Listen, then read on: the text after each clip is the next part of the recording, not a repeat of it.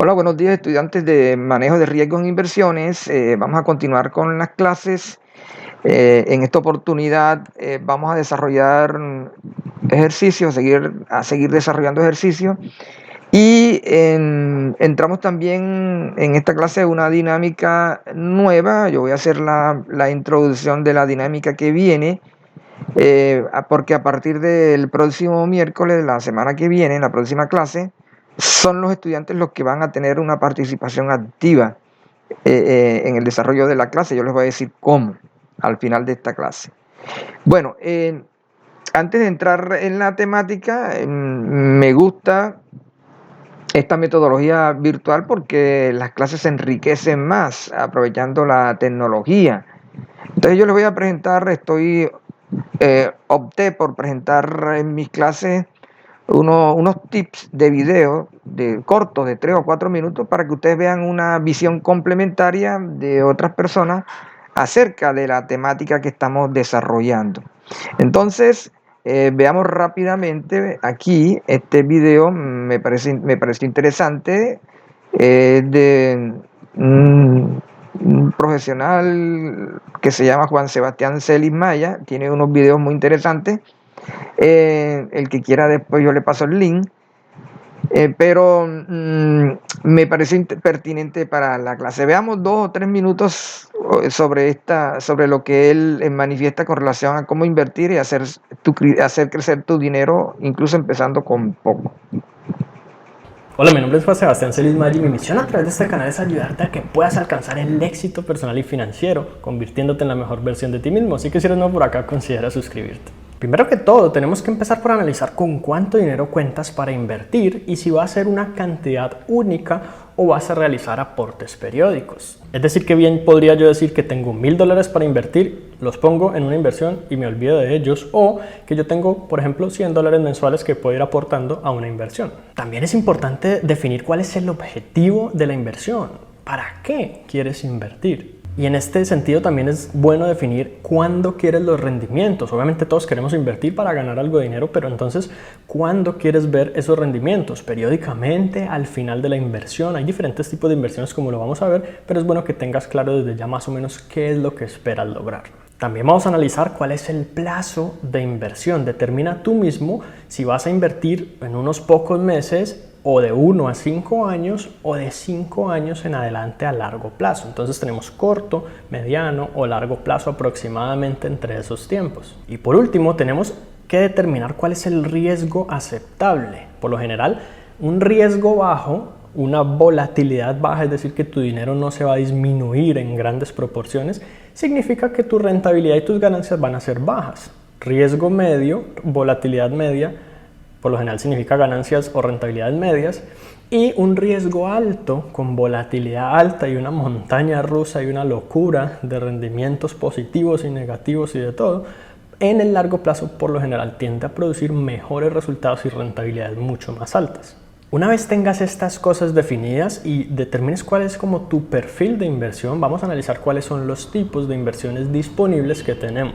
El primer tipo de inversión se denomina renta fija. Como su nombre lo indica, esta es una inversión en la que básicamente nosotros ponemos una cantidad de dinero con la cual nos prometen a cambio simplemente unos rendimientos fijos, esperados y con un tiempo establecido. En otras palabras, esto es una tipo de inversión de riesgo bajo que, aunque sí tiene algo de riesgo porque depende pues de muchas situaciones, y un tipo de inversión de renta fija, por ejemplo, son los bonos del Estado. Básicamente es como que nosotros le prestamos dinero al Estado y ellos se comprometen con pagarnos con intereses luego de un tiempo. Obviamente puede que el Estado caiga en crisis y no pague, o que el mercado se vaya al suelo, o que la economía se vuelva una locura, pero por lo general pues ellos tienden a cumplir como con este tipo de compromiso y tú tienes una renta fija o una ganancia fija de tu dinero, obviamente con rentabilidad bajita.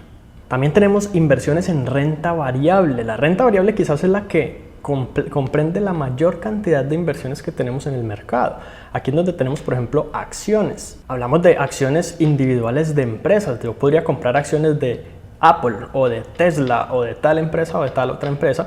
Cada acción por lo general tiene un precio establecido, que algunos incluso tienen una cantidad mínima o un dinero mínimo con el cual tú debes empezar para invertir. Muchas de estas empresas simplemente te dan dividendos mensuales, otras no te dan nada, otras simplemente te dan dividendos anuales, trimestrales. Cada una tiene como sus diferentes condiciones, pero en teoría tú podrías invertir en renta variable. ¿Por qué se llama renta variable? Simplemente porque el precio de una acción de una empresa puede subir o bajar de un momento a otro y no hay forma de predecir cuánto tú puedes ganar. Lo único que tú puedes pensar es si a largo plazo esa empresa va a subir su valor o va a disminuir, y con base en eso quizás decidir en invertir. En renta variable también tenemos las divisas o Forex, Foreign Exchange, en otras palabras, intercambios internacionales o de divisas extranjeras. Cuando tenemos dólares y con dólares compramos euros, vendemos, hacemos todo tipo de intercambio. Y aquí lo que hay que entender es que la gran mayoría de los traders, de las personas que se dedican al Forex, por lo general pierden dinero. Se estima que un 80-90% de todos los traders de Forex pierden más de lo que terminan ganando. Así que pues este es algo que se necesita mucho estudio, mucho tiempo, estar todo el día pegado de la plataforma de trading, comprar cuando los precios bajan, vender cuando los precios suben, y es realmente un poco más estresante de lo que debería, y personalmente no lo recomiendo para principiantes. Tenemos también en renta variable las criptomonedas, que por más que muchas personas la quieran hacer ver como la maravilla del siglo XXI, la verdad es que no lo son en cuanto a valor monetario. Quizás en cuanto a su tecnología y todos los desarrollos que han llevado, pues sí. Sin embargo, aunque algunas personas se han hecho millonarias invirtiendo en Bitcoin y otras criptomonedas, la verdad es que otros lo han perdido todo o han invertido decenas de miles de dólares y han quedado con unos pocos cientos dólares en el bolsillo después de vender frustrados porque simplemente esa criptomoneda se fue al piso. Por lo general, esta no es una inversión estable a largo plazo, no es algo que uno pueda tener ganancias garantizadas, no hay absolutamente nada como que regule realmente cuál es la volatilidad, y los precios dependen de cuántas cosas que ni tenemos ni idea. Entonces, pues para empezar tampoco es una inversión recomendada. Y tenemos también los índices bursátiles o ETF. Básicamente un índice bursátil, por ejemplo en Colombia está el Colcap o en Estados Unidos está el S&P 500. Ellos lo que hacen es que mapean como una cantidad de acciones. El Colcap de Colombia tiene 20 acciones de empresas y lo que hacen es distribuirlas con un presupuesto proporcionalmente cada una de las 20 acciones, o en el caso del S&P 500 cada una de las 500 acciones de las 500 empresas más valoradas de los Estados Unidos, y que esos valores representen la porción de inversión que se tiene. Entonces, si por ejemplo yo tengo $1000 en mi portafolio y supongamos de entre las 500 empresas más valoradas está una de ellas que vale el 4% de todo el portafolio, pues entonces yo tendría $40 invertido en esa empresa. De esta forma se hace como una especie de seguimiento al mercado, y el comportamiento del índice bursátil en el tiempo refleja el comportamiento del mercado del país en el tiempo.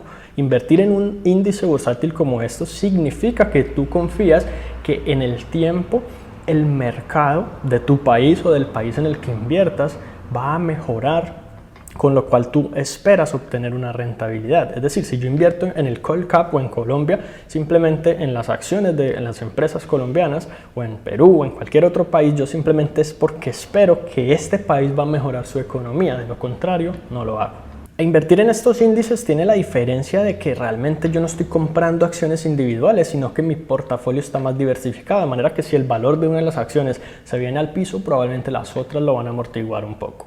Yo también podría invertir mi dinero en bienes raíces. Con solo tener una cuota inicial para comprar una casa, entonces yo podría empezar a adquirir estos patrimonios. Ahora, hay que saber que una cosa es invertir en bienes raíces y otra cosa es tener casa propia donde vivir. Invertir en bienes raíces es verlo como un negocio, comprar la casa, ponerla en alquiler, recibir ese ingreso y que ese ingreso pague las cuotas del crédito y cada mes me genere un ingreso semipasivo que me esté aumentando mi patrimonio. Hay que tener en cuenta que esta no es una inversión líquida, no es una inversión que yo puedo vender rápida y fácilmente, y por lo general me va a costar tiempo y dinero hacerlo.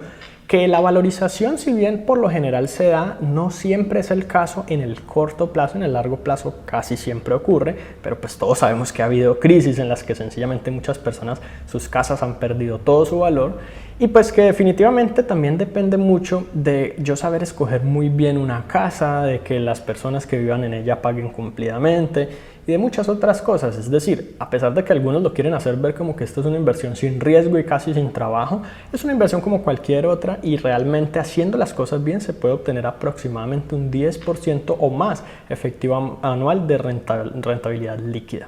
Otra inversión muy normal es invertir en un negocio propio o incluso en una sociedad con otra persona. La verdad es que esta es quizás una de las mejores maneras en las que yo puedo tomar una cantidad de dinero y multiplicarlo en cierta cantidad de tiempo. La mayoría de las personas millonarias son dueños de negocios y ser dueño de negocios es quizás la forma más eficaz de yo verdaderamente lograr mis objetivos financieros. Sin embargo, claramente, como toda inversión, empezar un negocio tampoco es que no tenga riesgos y va a depender de mi conocimiento, de mi experiencia, de qué tanto pueda yo aguantar cierta cantidad de tiempo sin recibir ganancias, del periodo de llegar al punto de inflexión o de equilibrio, saber que la mayoría de negocios realmente pueden fracasar con el tiempo y que yo podría tener que salirme en el momento correcto, dejando de lado las emociones para poder efectivamente no perder dinero y muchos otros factores. Pero la verdad es que el riesgo se puede compensar con trabajo, con aprendizaje y con educación y sobre todo con productividad y brindando valor al mercado, y esta es quizás alguna de las mejores inversiones que tú puedes hacer, fuera de obviamente invertir en ti mismo. Otra inversión que es bueno considerar es la de los metales. Comprar, por ejemplo, oro y tratar de preservar el valor de tu dinero en el largo plazo.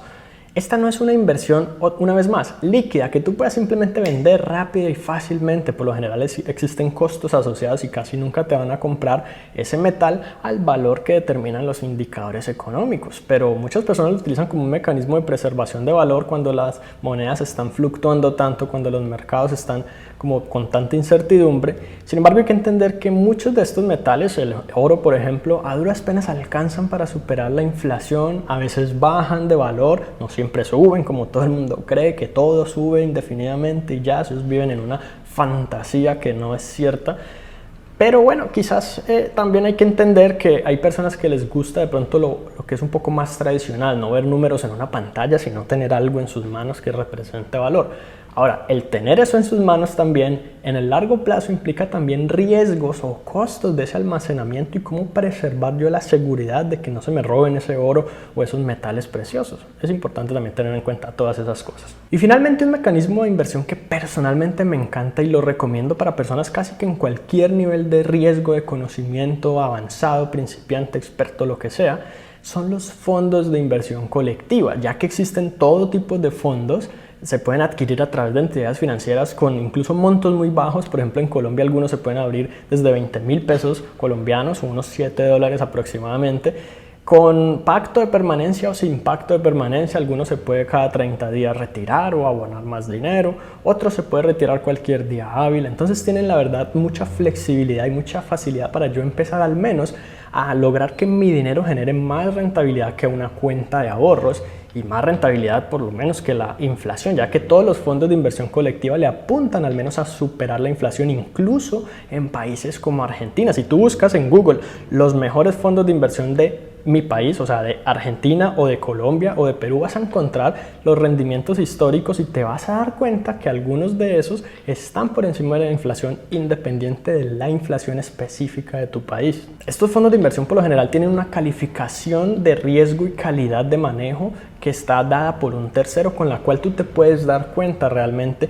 qué tan bien administrado es el fondo. Si un fondo no tiene calificación, es bueno tener en cuenta que el riesgo puede ser más alto, pero si tiene una muy buena calificación y te indica cuál es el riesgo del portafolio y la diversificación, pues entonces tú tienes un poco más de aseguramiento respecto a que tus recursos van a ser bien manejados. Y lo mejor es que estos fondos básicamente se comportan de acuerdo a diferentes perfiles o aspectos. Existen fondos de riesgo bajo, fondos de riesgo conservador o moderado, fondos de riesgo alto, fondos que invierten en acciones de los Estados Unidos, en acciones internacionales en dólares, o que invierten en acciones locales de país, por ejemplo de Colombia, o que invierten en renta fija, o que invierten en cantidades de cosas. Incluso existen fondos de inversión colectiva inmobiliarios. Hay una amplia variedad que yo puedo conseguir prácticamente en cualquiera de las entidades bancarias. Muy seguramente la gran mayoría tiene disponibles este tipo de fondos, y ya lo único que yo debo analizar es cuál de ellos me sirve más en términos de mi perfil de riesgo, del monto de apertura, de las condiciones que tienen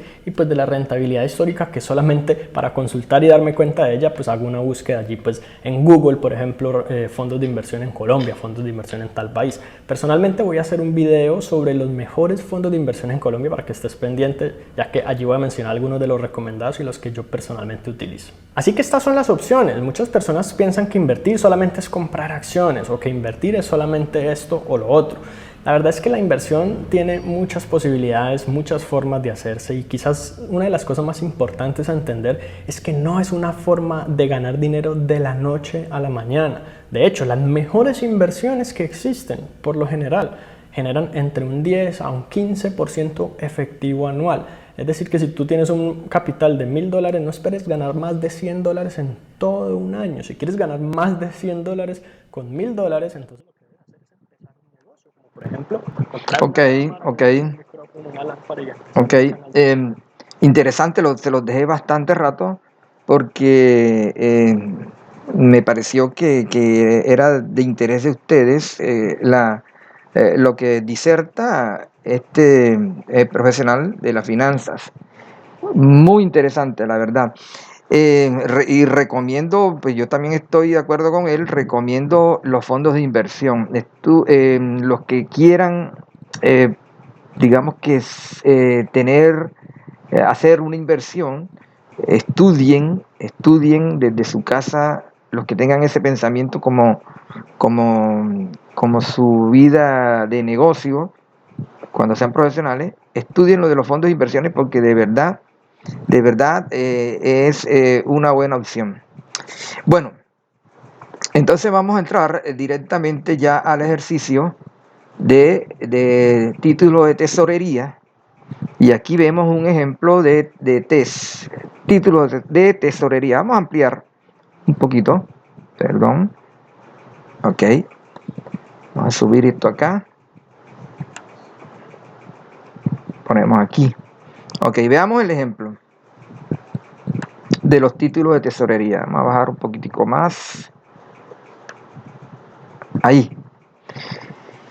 Bueno, hablemos de TES. Miren, los TES, los títulos de tesorería, son bonos de deuda pública. ¿Quién es el único que puede emitir estos títulos? Pues el Estado, el gobierno, las entidades del gobierno.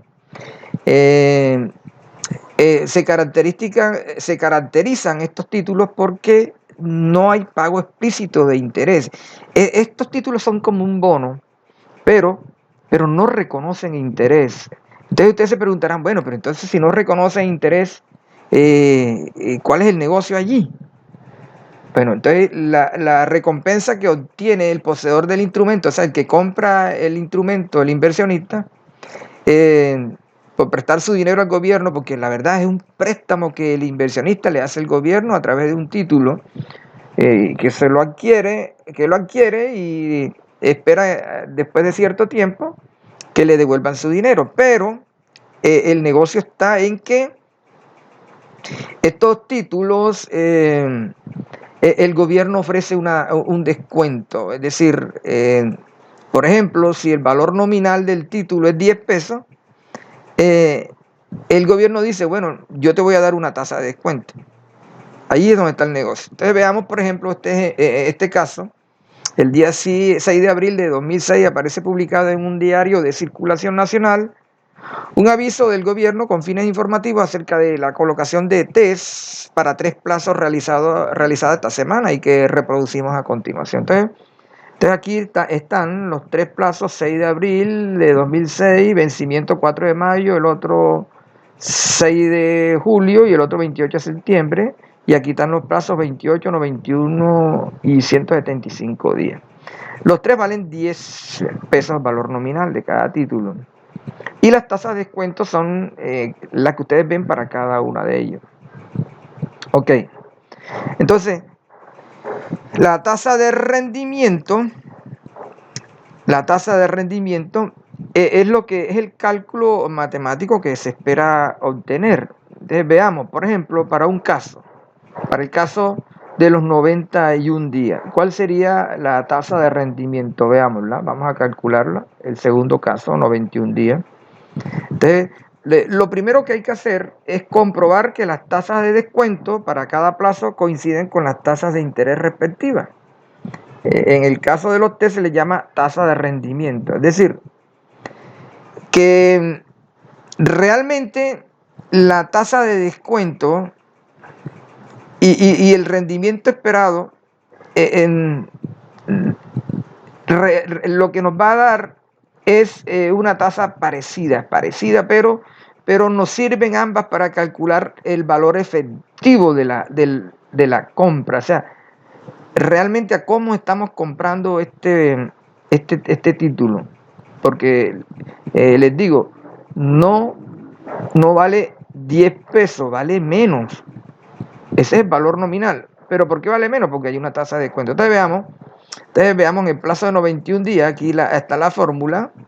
O sea, aquí sería para el caso de la tasa de 0,72, 91 días, 7,2, aquí está tasa de descuento 7.2%, que es 0.072, entre 1 menos la tasa, multiplicado por la fracción de tiempo, o sea, 91 entre 360, aquí está 91 entre 360, ya, porque es fracción de día, aquí está, el plazo está estipulado en día.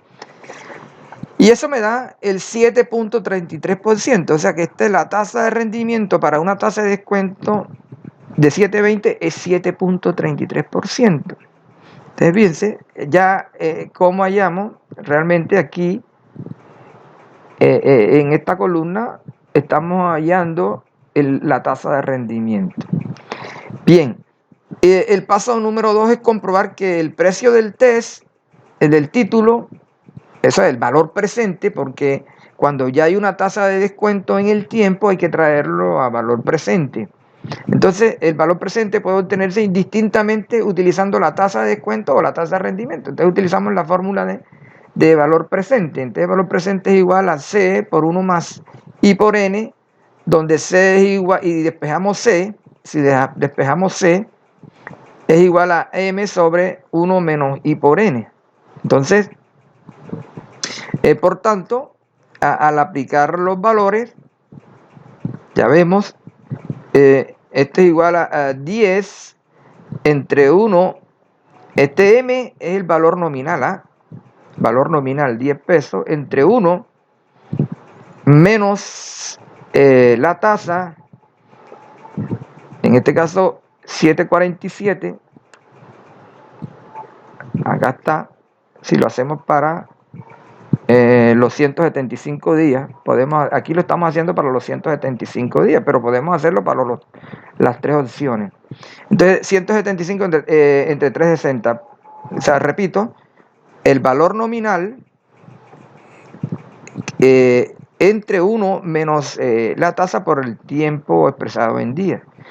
Bueno, aquí me da el valor presente. Este es el valor presente de esa tasa, de ese título nominal en 175 días. Es decir, ¿cuál es la ganancia? Hombre, la ganancia está en que yo, cuando voy a adquirir el bono, no voy a pagar 10 pesos por cada título de tesorería, sino voy a pagar 9.649 pesos. Esto visto así se ve pequeño, pero cuando hablemos de millones es cantidad de plata. Bien, entonces bien, uno puede utilizar la tasa de descuento. Miren que es, acá utilizamos el mismo ejercicio, pero aquí varía 7.21 y acá 7.47. Pues uno puede utilizar la tasa de descuento o la tasa de rendimiento y el valor va a ser igual. Entonces, los títulos de deuda que no pagan explícitamente intereses se conocen como de descuento o cupón cero. O sea, los grandes corporaciones suelen utilizar este tipo de instrumentos denominado papel comercial para obtener financiamiento de corto plazo. O sea, realmente esto es válido cuando es financiamiento de corto plazo, o sea, 60 días, 90 días, etc. Bien, ¿y cómo se contabilizan esos tests? Bueno, yo les voy aquí a mostrar, aquí está, y traigo esto para que ustedes vean lo siguiente, ustedes que son estudiantes de contaduría pública. Aquí les voy a mostrar, este es un manual de procedimientos contables. Cuando yo en clases de revisoría fiscal, el semestre pasado les hablaba de que las empresas deben tener un manual de política, de procedimientos contables. Esto que está aquí es un modelo de manual de procedimientos contables. Yo les decía, miren, es que cuando ya hay manuales de procedimientos contables, cuando se presenta una circunstancia, un hecho económico, pues en el manual de procedimiento contable está la forma como se contabiliza ese hecho económico. Entonces, este modelo que está aquí es de una AS, Empresa Social del Estado, y o sea que las S llevan contabilidad pública. Entonces, este manual está acorde con los lineamientos de la Contaduría General de la Nación. Entonces, fíjense, aquí en la parte introductoria está el título, la versión, etcétera, la página, ok, la resolución de la Contraloría General que obliga para el reporte, etcétera. Bueno, toda esa parte. Y acá, vamos a mostrarle lo más importante. Aquí están los registros. A ver, detalle. Cuando se compra un título de tesorería TES, se lleva a la 12 inversiones contra el efectivo y su equivalente o depósito en el banco, si es una cuenta corriente. Entonces, miren, se debita la 12 y se acredita bancos. Ok, por el valor que se paga. En este caso, si lo llevamos al ejercicio pasado, eran los 9.600, bueno, que dio, los 9.600, 600 y pico. Listo. Pero resulta que contablemente hay que actualizar esas inversiones, porque al final del mes hay que hacer un registro para ver. Entonces veamos, en el caso si el valor obtenido como resultado de la aplicación de la metodología es mayor que el registrado de la inversión, la diferencia se registra en los siguientes términos. Entonces veamos. Ok. Aquí está. Como allí hubo diferencia entre los 10 pesos y los 9.6 pesos, sí, 9.6 pesos, yo hablaba de 9.000, pero son 9.6 pesos. La diferencia se lleva a utilidad por valoración de las inversiones con fines de política en títulos de deuda. O sea que esa diferencia se lleva a un ingreso. Cuando el valor obtenido como resultado de la aplicación de la metodología es menor que el valor registrado en la diferencia, se registra lo contrario, una pérdida por valor de las inversiones con fines de política en títulos de deuda contra la inversión. Ok.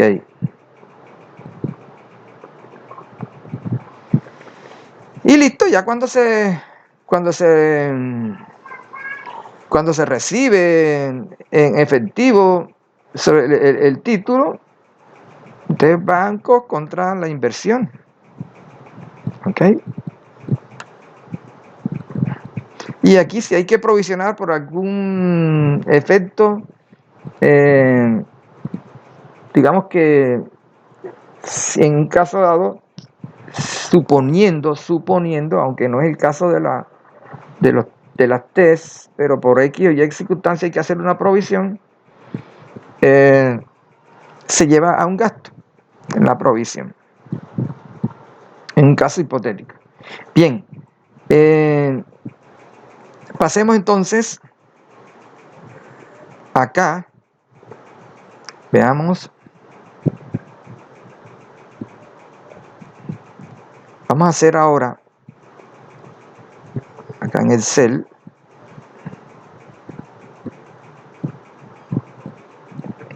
bueno, miren, ¿cuál es la dinámica que viene a continuación. La dinámica que viene a continuación es la siguiente. Voy a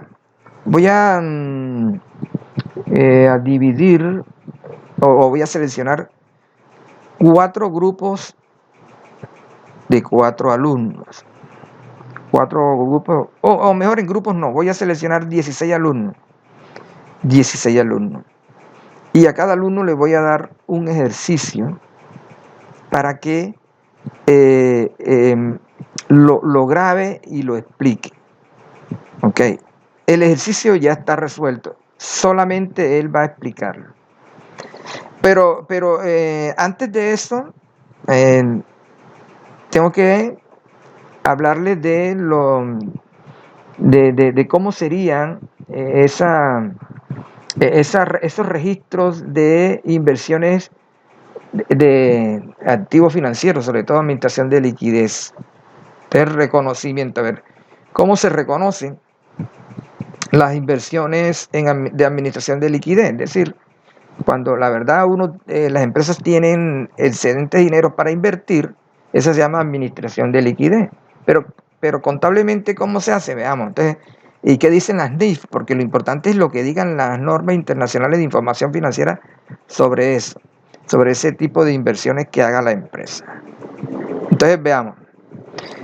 Se reconocerán como inversiones de administración de liquidez los recursos financieros colocados con el propósito de obtener rendimientos provenientes de las fluctuaciones del precio o de los flujos contractuales del título durante su vigencia. Es decir, la verdad es que toda la persona natural o jurídica que invierte es para obtener, porque tiene la expectativa de obtener rendimientos provenientes de esas fluctuaciones, del precio de la inversión en acción, etcétera, por ejemplo, o intereses, tienen la expectativa de ganar intereses por la compra de títulos en bonos, etcétera.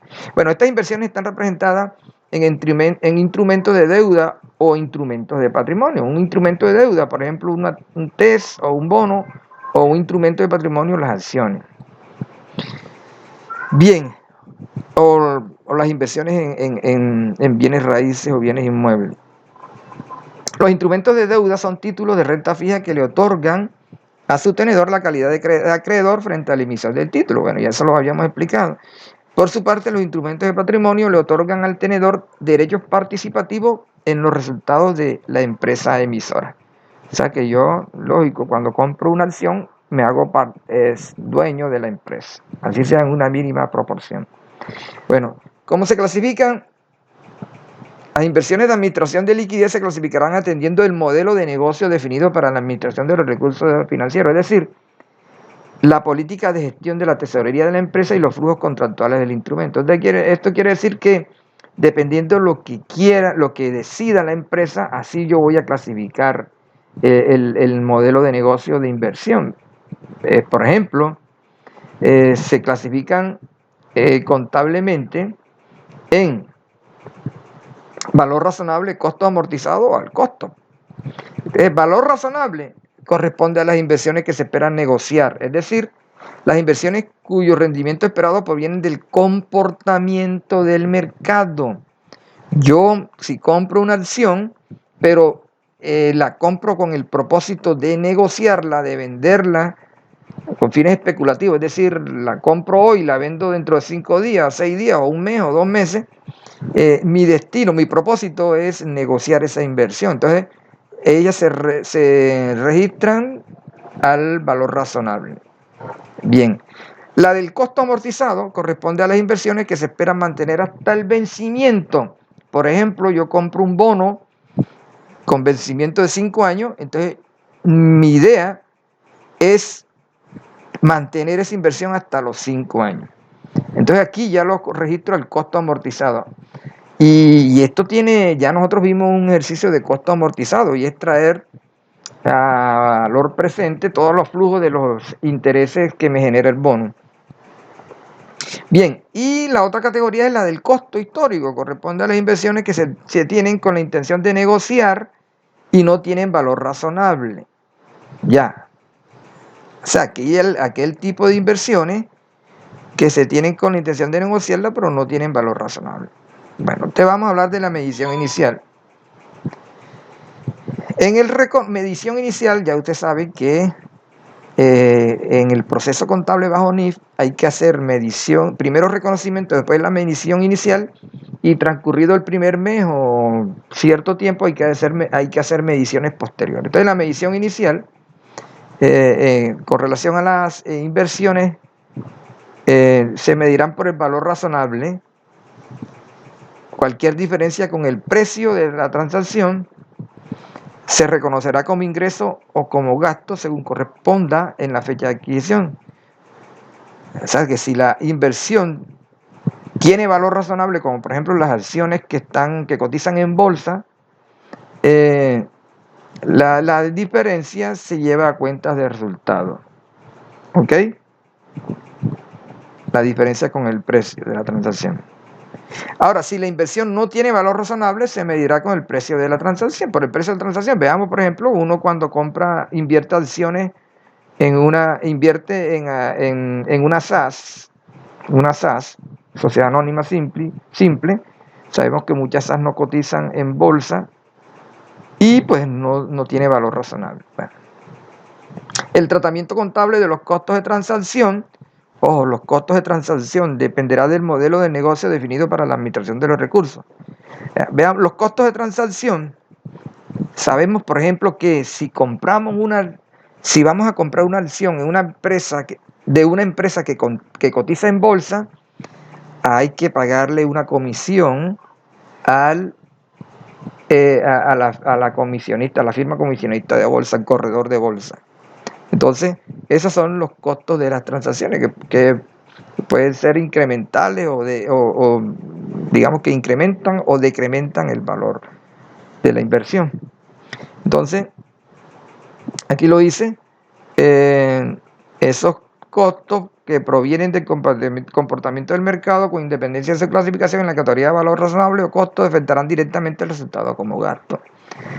Por su parte, los costos de transacción de las inversiones cuyos rendimientos esperados provengan de flujos contractuales del instrumento, ya lo decía, una inversión en bonos,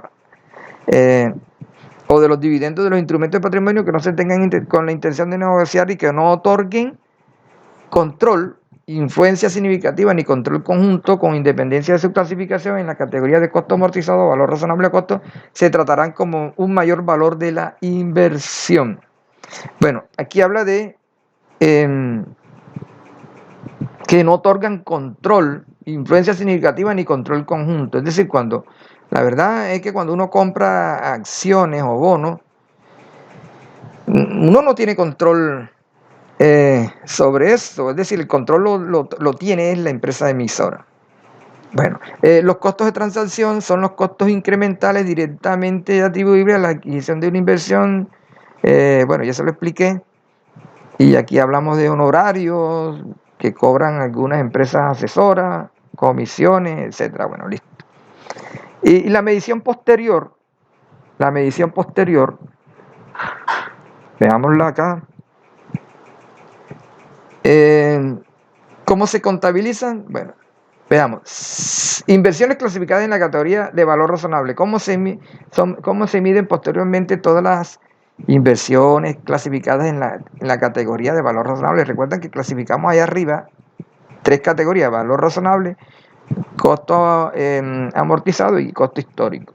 Entonces, ¿cómo se miden posteriormente las inversiones clasificadas en categoría de valor razonable? Bueno, entonces veamos, con posterioridad al reconocimiento, claro, tiene que ser posterior, las inversiones clasificadas en la categoría de valor razonable se medirán al valor razonable, lógico. Y las variaciones del valor razonable de las inversiones que se espera negociar afectarán los resultados del periodo, o ingreso o gasto. O sea, esas variaciones se llevan a un ingreso o gasto.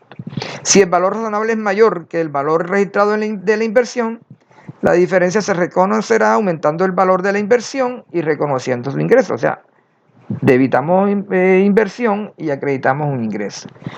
Si lo contrario, si el valor razonable es menor, la llevamos a disminuyendo la inversión y reconociendo un gasto. O sea, debitamos el gasto y acreditamos la inversión.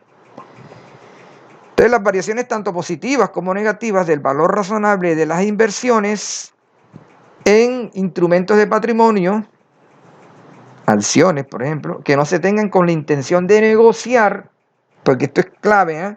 Cuando uno compra acciones, puede tenerlas allí, porque la SNIF dice, bueno, tienes que decidir, ¿eh? ¿Para qué compraste la acción? ¿Para negociarla o para mantenerla hasta el vencido, o para mantenerla por siempre? Y bueno, entonces aquí dice, instrumentos de patrimonio que no se tengan con la intención de negociar y tampoco otorguen control, influencia significativa ni control conjunto, o aumentarán o disminuirán el valor de la inversión y se reconocerán en el patrimonio. Entonces, recuerden, cuando uno compra acciones en Ecopetrol, uno no tiene control de ese activo, es decir, físicamente no tiene control. Uno lo que tiene es la disposición de negociarla o de mantenerla, pero el control físico no lo tiene. Bueno, estas variaciones reconocidas en el patrimonio se presentarán en el otro resultado integral. Acá sí, ya se lleva una cuenta de resultado integral. Recuerden que ahora bajo NIT el estado de resultados puede dividirse en dos, estado de resultados y estado de resultado integral.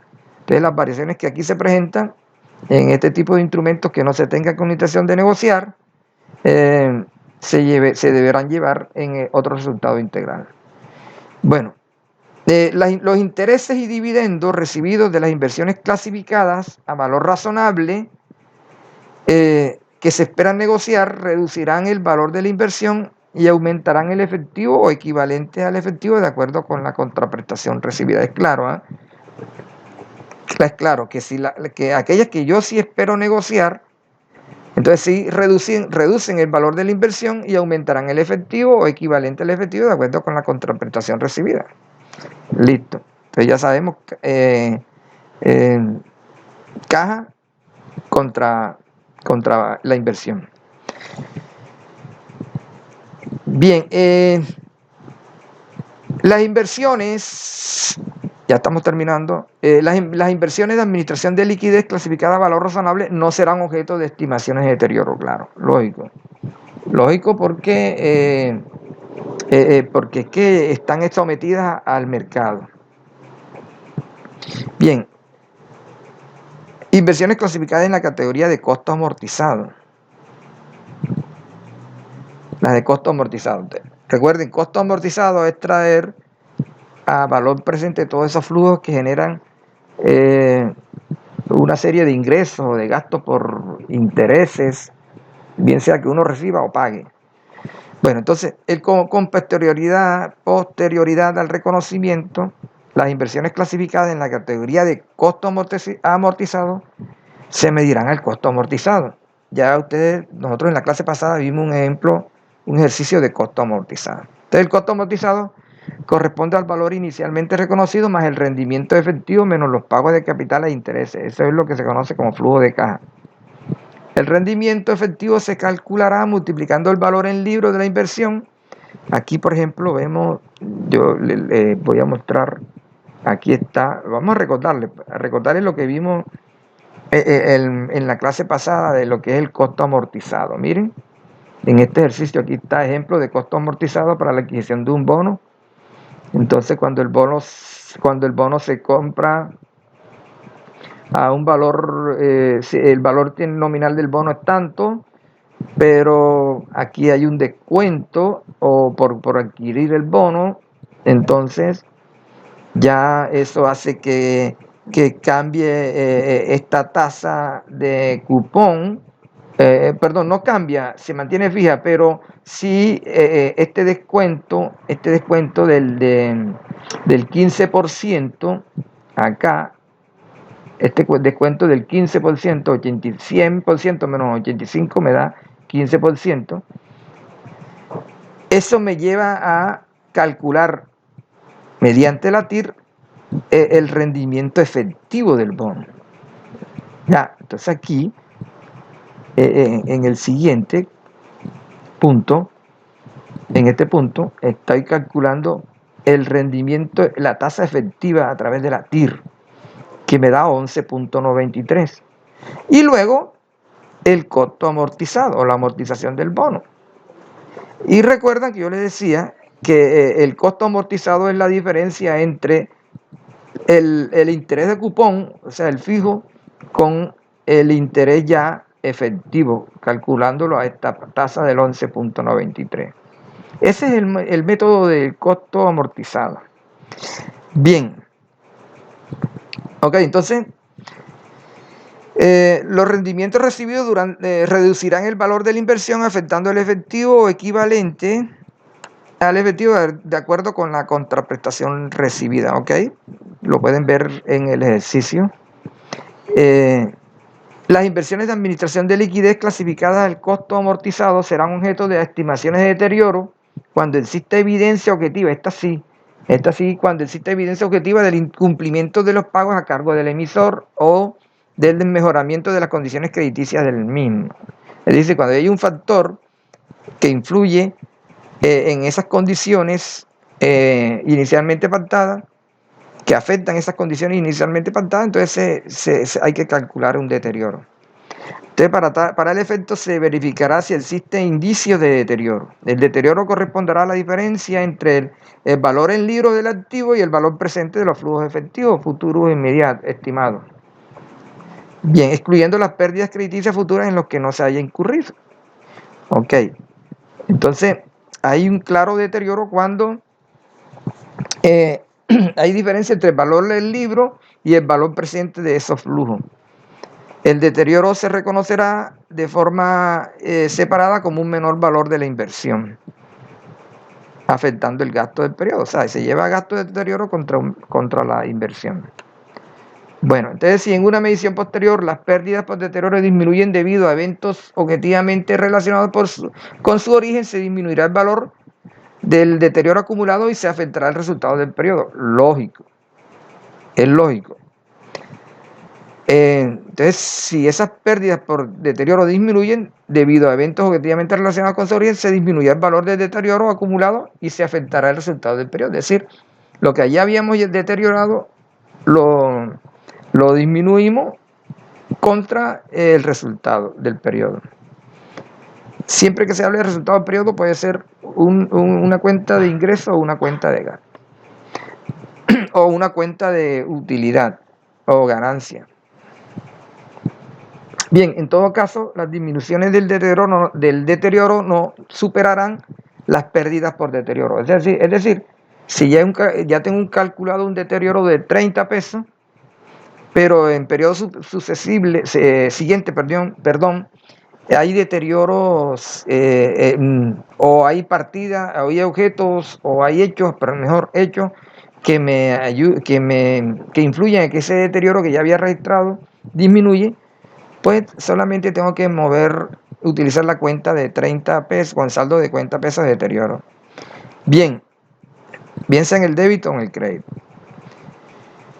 Inversiones clasificadas al costo, ya la última, costo histórico. Bueno, las inversiones clasificadas al costo se mantendrán al costo y serán objeto de estimación de deterioro. También existe, para el caso de las inversiones al costo, estas también son objeto de deterioro. El deterioro de los instrumentos de patrimonio corresponderá a la diferencia entre el valor en libro de la inversión y el valor de la participación en el patrimonio de la entidad receptora de la misma cuando este último sea menor. Entonces puede ser cuando yo invierto en otra empresa, acciones, compro acciones, entonces esas se clasifican, se contabilizan al costo. El deterioro se determinará al final del periodo contable y se reconocerá de forma separada como un menor valor de la inversión afectando el gasto del periodo. O sea que las inversiones que nosotros podamos hacer y que hagamos en empresas, en otras empresas también se deterioran. Ahora con esta crisis del COVID-19, lo que hay es deterioro. Contadores que en estos meses, a marzo, abril, mayo, hay que registrar bastante deterioro en inversiones. Bueno, entonces el deterioro de los instrumentos de patrimonio clasificado al costo podrá ojo, también podrán revertirse únicamente hasta el costo inicial de la inversión, cuando el valor de la participación en el patrimonio de la entidad receptora de la inversión supere su valor en libros. Es decir, cuando ya comienza a subir o a hacer el valor, a subir el valor de mi participación por X o Y motivo, entonces yo voy disminuyendo ese deterioro hasta que desaparezca. Bueno, para el efecto se disminuirá el valor del deterioro acumulado y se afectará el resultado del periodo. Siempre que disminuya una partida de deterioro, se afecta contra una cuenta de resultados. Ok, entonces, en el caso de los TES, de las inversiones en títulos de deuda pública TES, o sea, por ejemplo, los bonos de deuda pública TES serán objeto de estimaciones de deterioro cuando exista evidencia objetiva de que las mismas se estén deteriorando como consecuencia, ya se lo habíamos dicho arriba, de incumplimiento de los pagos a cargo del emisor o del mejoramiento de las condiciones crediticias del mismo. Es decir, cuando el Estado no pague, cuando por X y circunstancias el Estado incumpla. Bueno, para el efecto, por lo menos al final del periodo contable se verificará si existen indicios de deterioro. Ok, siempre.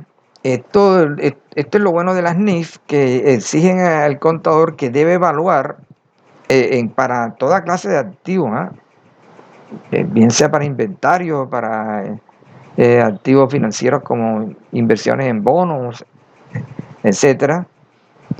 Hay que evaluar el deterioro al final del corte. Entonces ya el deterioro corresponderá a la diferencia entre el valor en libros del activo y el valor presente de los flujos de efectivo futuros estimados en el caso de las TES, porque recuerden que ellos generan unos flujos de efectivo como consecuencia de las pérdidas crediticias futuras en los que no se haya incurrido. Descontando la tasa de interés de mercado, por ejemplo, la tasa de interés aplicada a instrumentos similares. Bien, el deterioro se reconocerá de forma separada como un menor valor de la inversión afectando el gasto del periodo. Ok, gasto contra inversión, gasto de deterioro contra inversión.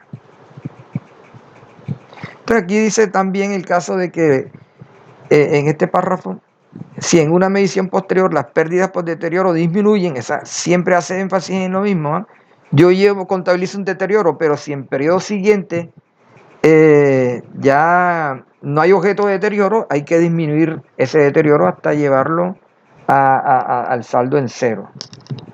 Bien, en todo caso, las disminuciones del deterioro no superarán las pérdidas por deterioro, claro. Si yo registré 30 pesos y ya después en periodos subsiguientes no hay deterioro, entonces la cuenta que afecto es deterioro. No tengo por qué afectar otra partida. Bien.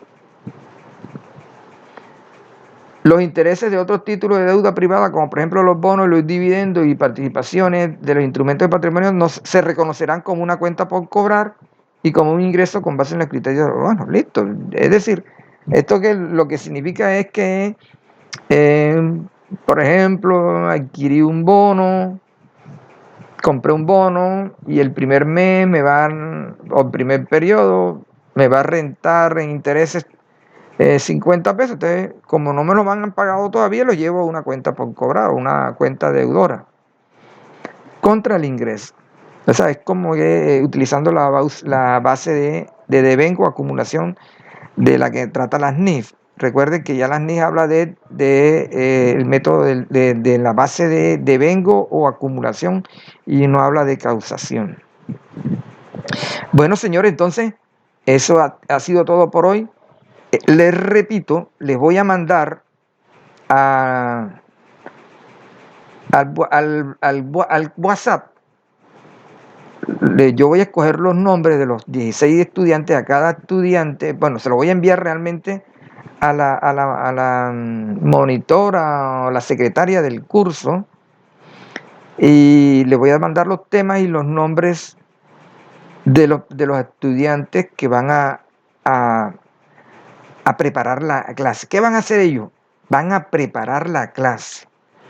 Ya. Por ejemplo, este ejercicio, este es el primero. Miren acá arriba, número 1. Este es el primer ejercicio que voy a mandar. Ok. Este es el primer ejercicio que voy a mandar, se llama inversiones en test. Aquí está el ejercicio, el enunciado, etcétera. Pero también está el ejercicio resuelto, ya, incluso con sus contabilizaciones. ¿Qué van a hacer los 16 estudiantes con cada ejercicio que yo le envíe o que le envíe la monitor, la secretaria? Van a explicar el ejercicio en un video. Pero adicionalmente, acá cuando vean el registro contable, si ustedes se dan cuenta, aquí no tiene el registro PUC. Aquí no tiene el registro PUC. Yo les voy a enviar el PUC bajo NIF y ustedes tienen que ponerle el registro PUC a cada una de estas cuentas. ¿Oyeron? Entonces, repito, van a hacer el video, van a explicarlo, el ejercicio, en el video lógico, y van a estos registros contables explicarlos también y registrarle el PUC, la cuenta PUC a cada una de estas partidas, bajo NIF. Yo les voy a mandar el PUC. Y por último, me van a enviar, hoy es miércoles, me lo van a enviar a más tardar el lunes, el lunes en la tarde. Cada uno cada video me lo van a enviar,